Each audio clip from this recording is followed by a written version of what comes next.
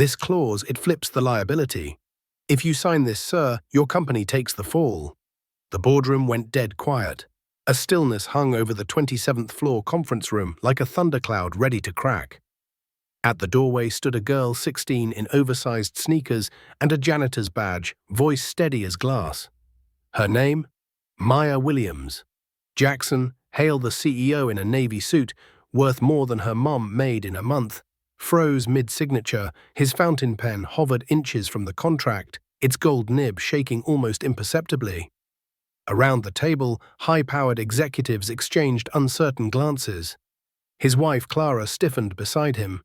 One man chuckled nervously. Another tapped on his tablet, scrolling furiously, but Maya didn't move. She pointed not with hesitation, but with purpose. Page 14, she said, paragraph C, line 3. It reverses the liability. If something fails, every bit of fallout lands on Hale Investments. Vaughan's firm walks away clean. Excuse me, Derek, Vaughan asked smoothly, eyebrows raised in amused condescension. You're the janitor's daughter, right? Maya met his gaze without blinking. That's right. And I read it, carefully. Whispers curled through the air like smoke. Someone muttered, she shouldn't even be here. Another tried to wave her off, gesturing toward security. But Jackson didn't flinch. He was staring at the contract now. Really staring. Clara leaned toward him, her whisper sharp. Jackson, this is nonsense. She's just a child. But something had shifted.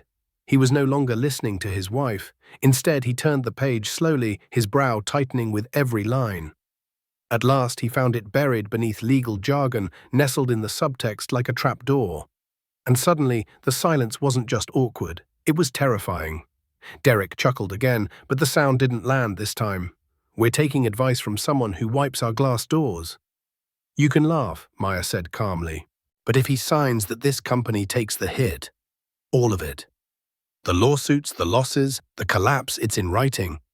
The room stayed frozen. Jackson didn't speak. He simply lowered the pen. Escort her out, he said at last. 2 security guards stepped forward. Maya didn't resist. She stood straight taller than her age should allow as they guided her toward the door. But just before she crossed the threshold, she turned back. Her eyes locked with Jackson Hale's for a single moment. And in that second, something flickered.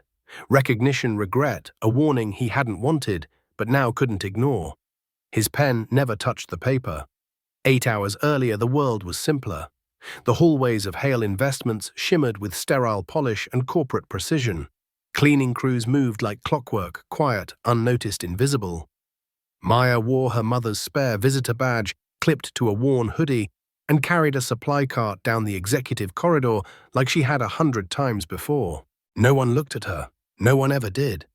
While Denise, her mother, vacuumed the hallway outside the 27th floor conference room, Maya sorted shredded documents, wiped down door handles, and emptied copy room bins. She worked efficiently, silently, like she'd been taught. No noise, no questions, just finish and leave. But that night something was different. In the copier tray sat a folder unattended, slightly ajar, stamped on the cover in bold red final draft, merger agreement. She should have walked past it. She almost did. Almost. Instead, she paused, instincts prickling. She didn't know why it called to her, only that it did. Carefully, she opened the cover and began to scan. Not just curious, attentive. She understood more than she should have. Maya didn't waste hours on TikTok like other kids her age. She read shareholder lawsuits and SEC filings for fun. She once wrote a middle school essay titled, How Enron Collapsed. This was something else. The legalese was thick, dense, intentionally so. But then she saw it. In paragraph C, line 3 of the liability clause, hidden beneath polished phrasing, it was there, a complete flip. If anything went wrong after the merger fraud lawsuits, regulatory failure, Hale Investments would carry the weight. Vaughan's firm would be shielded untouched. It wasn't an oversight. It was a trap. Her heart began to pound. She clutched the folder tighter, then rushed down the hall. Mum, she whispered urgently, crouching beside Denise as she buffed a glass wall. You ever seen a contract that hands over the whole company like this? Denise didn't look up. Maya, don't start. Put it back before we both lose this job, but it's serious if they sign Maya, her mother snapped, eyes darting nervously. We clean, that's what we do. We don't read, we don't question. Maya pressed her lips together and nodded. She slid the folder back where she found it, but her mind didn't stop. As she vacuumed under the glass sculpture in the waiting lounge, the clause repeated in her head like a warning bell. Something bigger was at play, something no one else saw or maybe didn't want to. She didn't have a law degree, but she had instincts, sharp ones, and something in that document had been written to deceive. That night, while most people dreamed about money and mergers, Maya dreamed of something else: justice. The next morning, the silence at Hale Investments wasn't peaceful. It was thick, watchful, as if the walls themselves were waiting. Maya sat stiffly in the security office on the ground floor, fingers folded in her lap, chin lifted but heart thundering behind her ribs. The marble lobby, once just another quiet backdrop to her mother's night shifts, now felt like a cold, towering monolith. She'd been there over an hour. No one had offered her a drink. No one told her what was happening. No one even looked her in the eye. Her mother, Denise, sat beside her, shoulders tense, jaw clenched, staring straight ahead like a soldier at attention. She hadn't said a word since they were pulled off the shift and escorted downstairs. "I'm sorry, Mom," Maya whispered eventually. Denise turned slow and deliberate. Her voice was low, flat. "You should be." Maya's throat tightened. "I wasn't trying to—" "I clean this building," Denise interrupted, "to keep lights on, to keep food on our table. Not so my daughter can march into a boardroom and call out a CEO." Maya's eyes dropped to the tile floor. "I didn't mean to embarrass you," she murmured. I read something dangerous. I couldn't let him sign it." There was a pause. Then her mother's voice softened just a fraction. "I raised you to be brave, Maya, but I didn't raise you to be reckless." Before Maya could answer, the door opened with a sharp click. A woman in a charcoal blazer and stiff heels stepped inside, clipboard in hand. "Mrs. Williams," she said without glancing up, "you've been placed on leave, pending review. We'll contact you." Denise stood, her grip tight on Maya's arm. She didn't argue. She didn't even nod, just turned and walked toward the exit like the floor might vanish if she stepped wrong. Outside, the wind slapped them with Chicago's early spring cold. As they descended the steps, Maya turned her head just once to look back at the building she had once admired. The glass shimmered in the morning sun. Sleek, impenetrable. She wasn't even allowed inside anymore. 30 floors above, Jackson Hale sat in his office, alone, the unsigned contract spread out before him like a puzzle in pieces. He didn't move, didn't speak. He stared at page 14, subparagraph C, line 3, and felt something in his gut twist. She had been right. He traced the sentence with his index finger. The legal phrasing was masterfully disguised, woven in with such casual brilliance that even his legal team had missed it. It wasn't just misleading. It was poison sealed in gold foil. He exhaled slowly, hands curling into fists. How the hell did I miss this? Then, like an echo, Clara's voice drifted back from the night before. "Just trust me. That word, trust, it used to mean something." He reached for his laptop. Jackson's fingers moved across the keyboard with a sharp precision he hadn't felt in years. Line by line, he began cross-referencing contracts, past mergers, partner firms, every dotted signature tied to Derek Vaughan. Subsidiaries, shell companies, legal entities nested within legal entities. Offshore accounts masked under pristine tax structures. The more he pulled back the curtain, the more coordinated it all looked. Too clean, too intentional. His phone buzzed. "Clara." He hesitated, staring at the name, then answered. "You didn't sign it, did you?" she asked immediately, voice clipped and tight. "No," he replied, voice flat. She exhaled. "Jackson, you're overthinking this. We vetted Derek's firm months ago, legal combed through the entire document, except they missed the one clause that nearly destroyed this company." "She's a kid," Clara scoffed. "The janitor's daughter. You're really questioning me over a child." There was a silence, brittle and long. "She saw what none of us did," he said finally. Clara's voice softened, but not kindly, almost rehearsed. Jackson, you've always been driven, but don't let paranoia ruin everything. This deal is critical. Derek is offering terms no one else would dare. If you walk now, our competitors pounce. He didn't respond. I'm coming up, she said coldly, then ended the call. Across the city, Maya sat cross-legged on the living room couch. The cocoa in her mug had long gone cold. Her laptop blinked in standby. Her mother clicked through online job listings in the corner, silent except for the quiet scratch of the mouse. Maya stared out the window at the fire escape. Do you regret it? She asked, voice soft. Denise sighed heavily. I regret that you lost faith in grown-ups doing their jobs. Maya didn't answer, but inside she knew what she felt. She hadn't lost faith. She'd simply seen the truth. A ping broke the silence. New email, sender Robert Barnes, subject. You saw it too. Her breath caught. She clicked. Inside a short message. I used to work there. I know what you found. If you're willing to talk, I'm listening. Her fingers trembled above the keyboard. Then she began to type. Because maybe, just maybe, she wasn't alone. That night, Jackson opened his private office safe. Inside, he pulled a faded file labeled Hale Internal Barnes Review. Dozens of pages, red flags, buried audits, unaddressed legal memos from 2 years ago, all marked by the same hand, Robert Barnes. At the bottom of one report, scrawled in thick red ink, risk exposure too centralized. If they plant one signature trap, we're done. Jackson stared at the handwriting, and for the first time in years, he felt it. Not anger, not fear. Doubt. Real, raw, soul-rattling doubt. And when he closed the file, Clara was already walking into his office, heels clicking, eyes unreadable. He didn't look up. Clara's entrance was silent thunder. She moved like someone who'd never been told no, graceful, rehearsed, elegant, in the way only power could teach. Her heels tapped across the oak floor as she approached the sleek desk where Jackson sat, eyes fixed not on her, but on the contract. It's still sitting there, she said, arms folding. You've had a day. Jackson didn't lift his head. And I'll need more. Clara's lips curved just barely. Jackson, this deal is time-sensitive. You know how rare an offer like this is? Derek's team is extending goodwill. No one else will. He looked up slowly. Goodwill, wrapped in legal dynamite. She walked around the desk, letting one manicured nail trace the edge of the contract.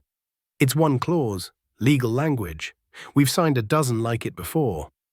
Don't tell me you're giving weight to the janitor's daughter over me. That made him pause. He studied her face, every line, every glance that didn't meet his. She saw it, he said, voice steady. Not you, not the lawyers, not even me. Clara's jaw didn't move, but something shifted behind her eyes. She's a child, Jackson, and she just made you question everything. That should concern you. He stood tall and quiet. What concerns me is that she was right. Hours later, Maya sat hunched beside the radiator, scrolling through the encrypted PDFs Barnes had sent earlier that day. They were dense dozens of pages of tax statements, trust structures, merger clause, comparisons. She didn't understand every term, but she understood enough. 3 companies, 3 mergers, 3 collapses. All bore the same scars, clauses like the one she found. All led back to Derek Vaughan. And buried behind legal blindfolds in each deal was a digital signature, Clara Hale. She's not just covering for Vaughan, Maya muttered. She's been helping him. Behind her, the sound of dishes clinking in the sink paused. Her mom gave a small, bitter laugh. Power marries ambition, that's always been the dance. Across town, Jackson wasn't home either. He sat at the Gold Lounge bar, untouched whiskey before him. But he wasn't drinking. He was watching. Beyond a partition of frosted glass, Clara laughed. Her hand rested lightly on the wrist of Derek Vaughan, seated across from her. His smile was wide, relaxed, confident, like this was routine. Jackson's jaw locked. Then Derek slid something across the table, a flash drive. Clara took it with careful fingers. He brushed them lightly, almost tenderly. Jackson turned away, bile rising. In that moment, something inside him broke. The idea of partnership, of marriage, of trust, it crumbled beneath the weight of what he was seeing. Back home, Maya's phone buzzed again. A new text from Barnes. Check Clara's spending. Look offshore, Cayman BVI Zurich, Maya's eyes widened. She jumped to her laptop, pulled up public corporate disclosures, her breath caught. There it was. Clara Hale linked to a dormant trust account in the British Virgin Islands. Simultaneously in his office, Jackson's inbox dinged. Internal compliance alert. Subject suspicious transfer attempt. Clara had tried to move $2.5 million from one of Hale's dormant reserve accounts. The transfer had been blocked just in time. Jackson leaned back, cold sweat sliding down his spine. The betrayal wasn't outside his company. It was inside his home. That night, 3 people couldn't sleep. Jackson Hale sat in darkness, the glow of the city casting long shadows across his office walls. He wasn't thinking about numbers or market shares. He was thinking about how long betrayal could hide behind love and how close he had come to handing his legacy to liars.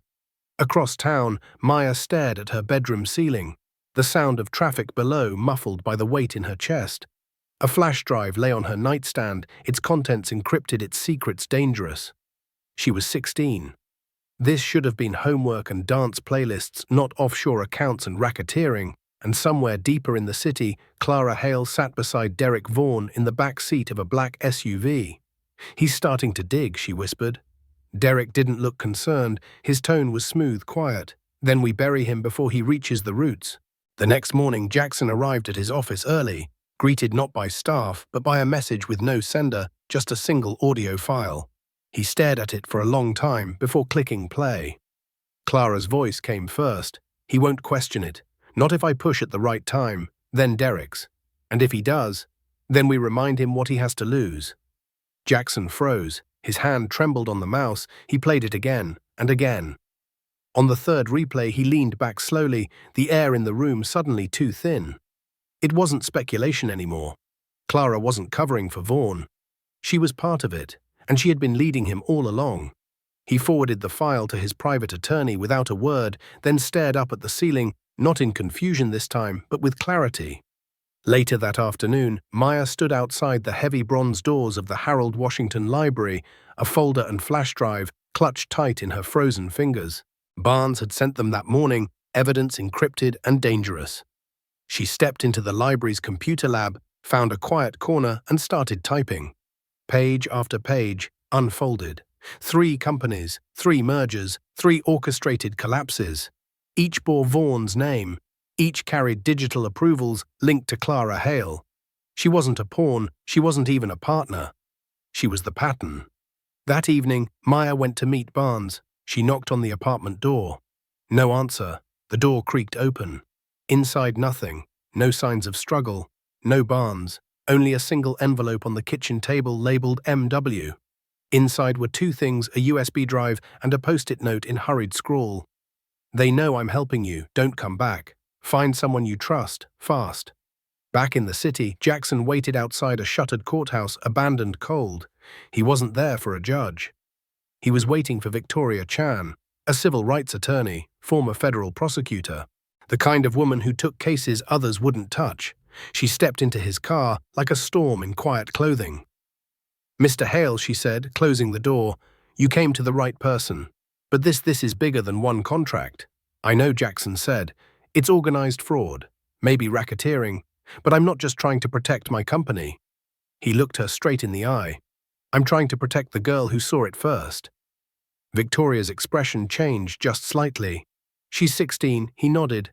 "Maya Williams." Victoria gave a small, rare smile.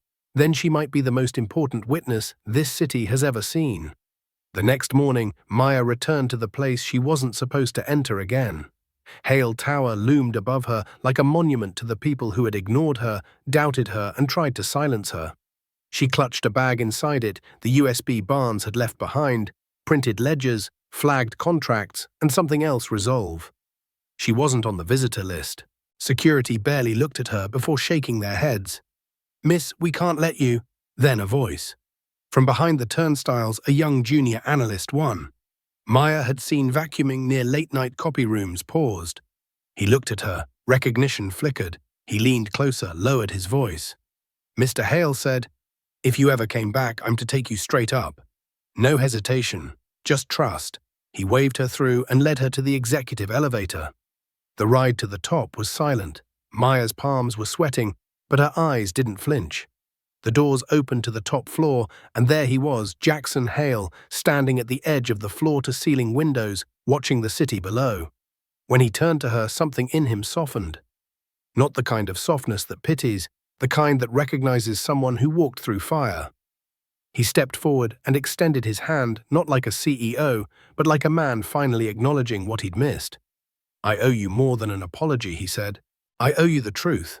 Maya took his hand. Her voice didn't shake. "Then let's get it out before someone else disappears." They sat in his private conference room, evidence spilling across the polished table like battle plans. Screens, files, binders. The war wasn't coming, it had already started, and they were building a strategy. Minutes later, Victoria Chan arrived. She scanned the room with sharp eyes, then gave Maya a single nod. "This is your war now," Victoria said, "but with the right moves, we win it before they even know we're fighting."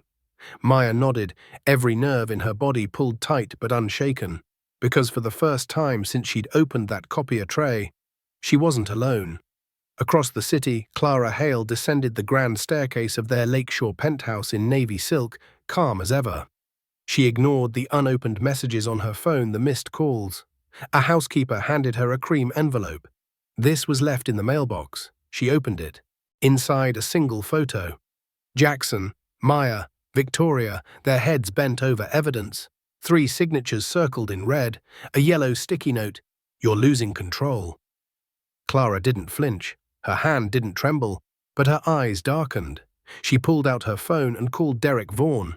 That evening, in a ballroom of crystal chandeliers and hushed power, Derek strolled through a private business summit, whiskey in hand, smile effortless. But this time, something had changed. Investors greeted him, but too briefly. Some avoided his eyes altogether. A whisper followed in his wake like perfume. He found Jackson near the balcony.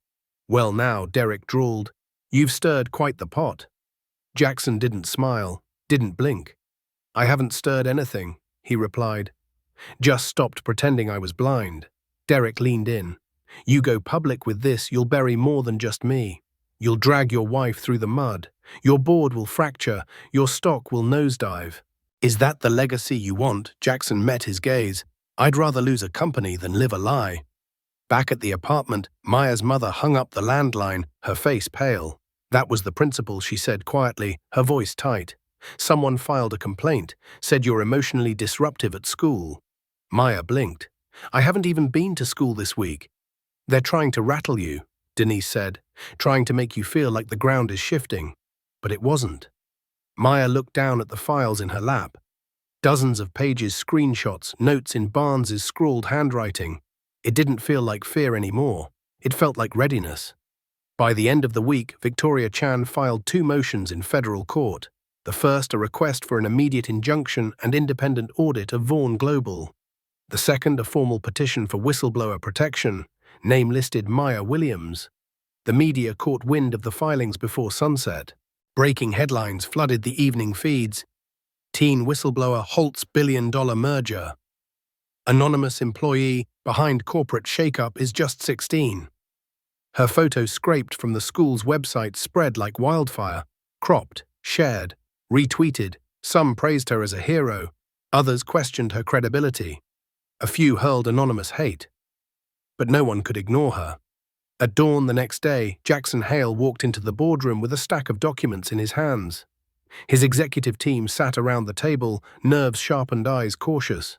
"I should have seen this sooner," he began placing the files down like dominoes. "But I let comfort blind me." One by one, he passed out the evidence shell company charts, forged authorizations, audio recordings, offshore transactions. At the center of it all was the same pattern and the same names. He looked them all in the eyes. "You have a choice," he said. "Help me clean this house from the inside, or watch it burn from the outside." No one answered, but slowly heads began to nod. Meanwhile, across town, in a high-rise cafe with tinted windows, Clara Hale sat across from Derek Vaughan once more. But her smile had vanished. The charm was gone. "He's not going quietly," she said flatly. Derek leaned back, swirling his drink. "Then maybe it's time we stop being quiet too." He slid a black folder across the table. Inside a list of names, journalists, judges, a federal clerk. Clara flipped through it slowly. You think we can bury them? Derek's voice didn't rise. I know we can, but across the street through a bus window streaked with rain, Maya Williams watched them. Her phone camera recorded every second, Clara's posture, Derek's smirk, the folder. She zoomed in, snapped a still, saved it. The game wasn't quiet anymore, and Maya wasn't in the shadows. She was watching, she was listening, and she wasn't going anywhere. By Monday morning, Hale Investments was no longer a fortress. It was a battlefield. The firm's internal servers were under maintenance, but everyone knew better. Compliance teams worked overtime combing through correspondence. Legal counsels whispered behind closed doors. HR flagged emails containing keywords like offshore Vaughan whistleblower and Maya Williams. At the center of it all stood Jackson Hale, no longer just a CEO, but a man with his sleeves rolled, eyes clear and mission-focused. He wasn't afraid anymore. He was ready. Across the city in the cold morning light, Clara Hale sat alone at her penthouse vanity, her silk robe draped around her like a costume from a play that had long ended. She held the phone to her ear, voice low and brittle. They're coming for us, she whispered. On the other end, Derek Vaughan's voice was calm. Let them. We don't run, we counterattack. You said the papers were buried, Clara hissed. They were, Derek replied. Someone dug them up. She stood pacing. You don't get it. It's not Jackson that's leading this. Derek paused. It's the girl. Maya. She's a child and she's turning this entire damn tower inside out. Silence stretched between them. Then Derek said coldly, then maybe it's time we remind the world who holds the real power. At school, Maya tried to keep her head down. It was useless. Half her classmates stared like she was a ghost. The other half avoided her altogether. Some whispered traitor, others whispered hero. She ignored them all, until she opened her locker and a folded note fell to the ground. She picked it up, unfolded it slowly. We know where you live. Stay silent. Stay safe. Her hands trembled, but only for a second. Then she tucked the note into her pocket, straightened her shoulders, and walked down the hallway like it hadn't shaken her at all. Straight to the principal's office. She handed him the note without a word. By the end of the day, Victoria Chan had secured a temporary protection order for both Maya and her mother. That night, Jackson received a text from an unlisted number. Just 4 words. She's not worth it. He stared at the screen for a long time, then picked up the phone. Victoria, he said when she answered. Can you get federal eyes on this yet? They're watching, she said, but they need someone willing to testify publicly. There was a pause. Jackson exhaled. Then I will. The next morning, the Chicago Tribune front page delivered the first strike. CEO exposes internal conspiracy. Teen whistleblower unravels multi-million-dollar merger fraud. Maya's name wasn't printed, but her story was everywhere. Talk radio, cable news, Twitter, morning shows. At a press briefing, Jackson stood behind a podium, Victoria and 2 federal agents at his side. I was blind, he told the World Voice, steady, not just to fraud, but to courage. He looked directly into the camera. A 16-year-old girl saved my company from the inside out. The same company that never once saw her beyond her mother's uniform.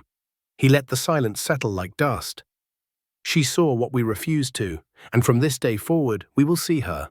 That afternoon, Maya returned home to find a crowd gathered outside the building.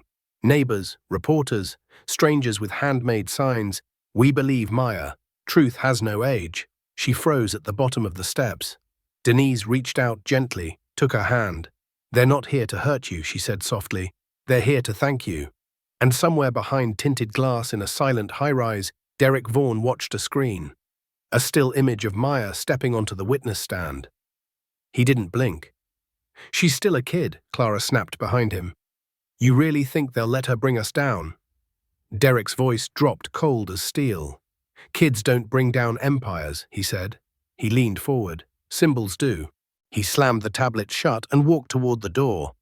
Let's break her before she becomes one. The courthouse steps groaned under the weight of flashing cameras and murmuring crowds. Gray skies loomed low over downtown Chicago, but the air was taut with anticipation. Inside courtroom 12B, the energy was different, compressed, restrained, electric. Jackson Hale sat near the front, adjusting his tie with slow, deliberate movements. Beside him, Victoria Chan reviewed her notes, her calm a shield sharpened by years of trial work. 2 rows behind them, Maya Williams sat in a simple navy blouse, her braids tied neatly, her expression unreadable. Her hands rested in her lap, folded tightly, but her eyes burned with quiet fire. Across the aisle sat Derek Vaughan, relaxed in posture, but sharp in gaze. His lawyer whispered something to him, but Derek didn't respond. Clara Hale sat beside him, face pale suit, flawless lips unmoving. "All rise," the bailiff called. The judge entered. The room stilled. Victoria stood first. She didn't roar, she didn't perform, she painted, with facts, contracts, shell company, registries, timestamps, forensic audits, layer after layer of deception, all pointing back to one core scheme: create mergers, bury liability, and walk away clean, while others fell. Not once did Clara look at Jackson. Then came the moment the room had been waiting for. "Your Honor," Victoria said clearly, "I call Maya Williams to the stand." A flutter passed through the courtroom. Reporters leaned forward. Pens scratched. Maya stood. She moved with no dramatics, no hesitation, just the certainty of someone who had nothing to hide. She placed her hand on the Bible, swore in, then sat. Victoria approached, voice gentler now. "Miss Williams, how did you first become involved in this matter?" Maya glanced once toward Clara, then toward the jury. "I was working with my mom. She's on the night cleaning crew at Hale Investments." Her voice was calm, unwavering. "I found a folder in the copy room. The signature at the bottom didn't match. The clause on page 14 didn't sound right either. So I read it." Victoria nodded. "And what stood out to you? It shifted all liability, fraud, lawsuits, everything onto Mr. Hale's company. If anything went wrong, Vaughan's firm would walk away untouched." Victoria stepped closer. "Why speak up? You were 16. No one asked you to read it." Maya didn't blink. "Because just because I clean your floors doesn't mean I don't see the dirt." The courtroom froze. Even the judge looked up. Victoria stepped back. No further questions. Derek's attorney approached with a smirk that didn't reach his eyes. "Miss Williams, did you understand every legal term in that contract?" "No, sir," Maya said simply, "but I understood what it meant." "Do you consider yourself an expert in contract law?" "No," she said again. "But I don't think you need a degree to recognize when someone's being set up to fall." The attorney faltered. The jury didn't move, but they saw her differently now. Not as a child, as a voice, as the voice. After recess, Jackson took the stand. Victoria asked one question. "What made you believe her?" He paused. "My gut told me she was right. But more than that." He looked toward Maya. "I remembered something I'd forgotten." "And what was that?" "That integrity doesn't depend on status." He drew a breath. "Sometimes the janitor's daughter sees the cracks before the board does." Then Clara Hale was called. She moved like ice, sat like royalty, until the audio played. "If he does question it, we remind him what he has to lose." Her face cracked. "I didn't mean for it to go that far," she whispered. And when Maya exposed it, Victoria asked. Clara's eyes closed. "I wanted her gone, because she saw everything I had worked so hard to keep buried." Outside, reporters waited like wolves. Maya slipped through the side door, Jackson behind her. "You didn't have to come," she said. He shook his head. "I owed you." She turned eyes soft. "You're getting there." Inside the courtroom, the cracks deepened, and somewhere in those cracks, justice waited. The courtroom buzzed with restrained tension as Clara returned to her seat beside Vaughan. She didn't speak, didn't blink. But the damage was done. Her silence screamed guilt louder than any confession. The jury had seen it now, not just fraud but betrayal, of trust, of truth, of the people no one expected to speak. Tomorrow they would deliberate, but tonight the world waited. The next morning, just before noon, the jury filed back in, solemn, focused. Maya sat between Victoria and her mother, gripping the hem of her skirt. Her heart beat slow, but hard like distant thunder. Jackson stood behind them, hands clasped tightly. Across the aisle, Derek Vaughan leaned back, a faint smirk lingering. Clara stared at the floor. The judge called for order. A clerk stood. "On the count of conspiracy to commit corporate fraud, we find the defendants, Guilty, on the count of falsifying financial documents.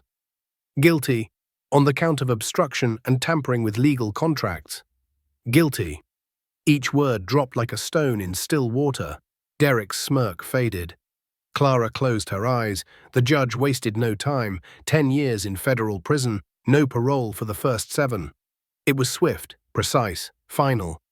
Maya exhaled for the first time in days. Outside the courthouse steps roared with questions. Maya, how does it feel to be the girl who saved a corporation? Mr. Hale, will you rebuild Hale Investments? Victoria, what's next for your young witness? Maya didn't answer most of them. Just one.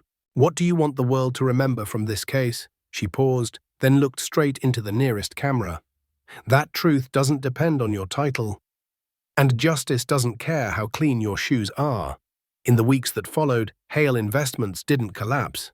It transformed. Jackson initiated a full-scale restructuring. Clara's name was erased from board records. Vaughn's assets were frozen. Victoria Chan was brought on as Chief Ethics Counsel.